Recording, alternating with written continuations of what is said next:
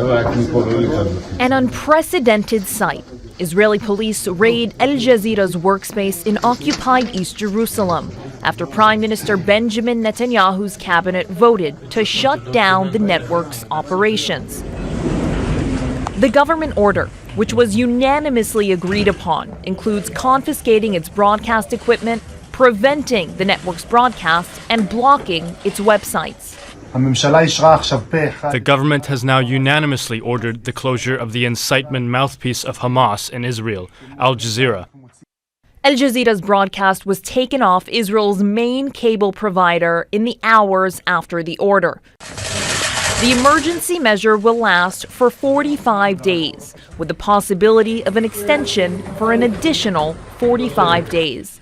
In a statement, Al Jazeera Media Network condemned the measure, saying in part, Israel's ongoing suppression of the free press, seen as an effort to conceal its actions in the Gaza Strip, stands in contravention of international and humanitarian law. Israel's direct targeting and killing of journalists, arrests, intimidation, and threats will not deter Al Jazeera from its commitment to cover, whilst more than 140 Palestinian journalists have been killed since the beginning of the war on Gaza.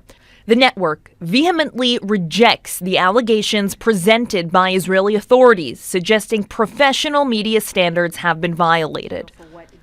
Last month, the White House said Israel's plans to close the network were, quote, concerning. A move like this is concerning. We believe in the freedom of the press. It is critical. It is critically important, and the United States supports the critically important work journalists around the world do. And that includes those who are reporting in the conflict in Gaza. The widely criticized move was also condemned by the Foreign Press Association, which urged the Israeli government to reverse what it called a harmful step, adding that this was a dark day for the media and a dark day for democracy. Hamda, Salhut, Al Jazeera.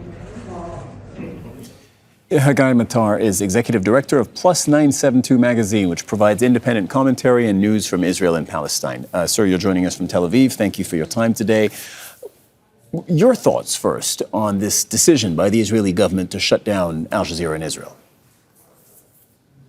I think, first of all, it's clearly a criminal and very dangerous decision, an attack on free speech and the freedom of the press.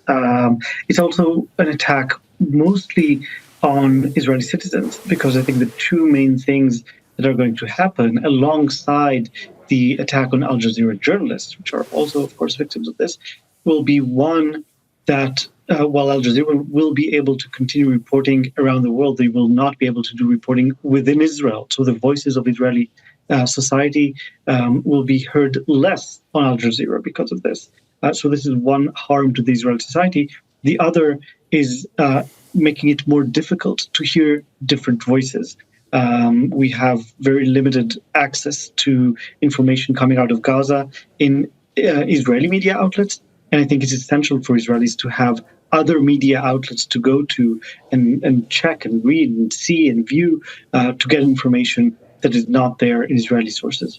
But big picture, what's this going to change? I mean, granted, our teams in Israel, in Tel Aviv, Jerusalem, they can't work. But we're still here. We're still going to report the news.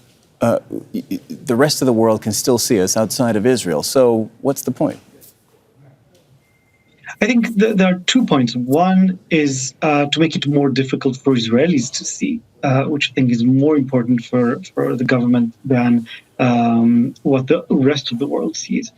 The other is basically serving the base. We have this issue that Netanyahu and his party and the far right have been failing this war. This is, fact. I'm not even talking about the massacre of tens of thousands of Palestinians, the ethnic cleansing, the destruction, all of that.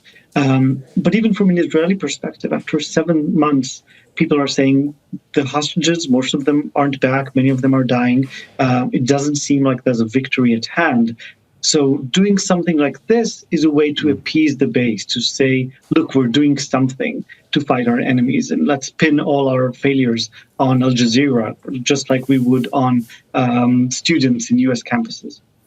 Do you see them at some point reversing this decision? Because interestingly, the the way the law is structured, this decision is applicable for 45 days, but then they would have to renew it if they want to keep banning Al Jazeera from Israel in a month and a half. Yes, and it is subject to court supervision. So it'll be very interesting to see what happens when we go to the courts. I'm not putting a lot of faith in that process. I don't see them reversing this measure in the near future unless this is some sort of a ploy within negotiations and what the government may think is a tool to pressure the Qatari government in the negotiations for the release of hostages.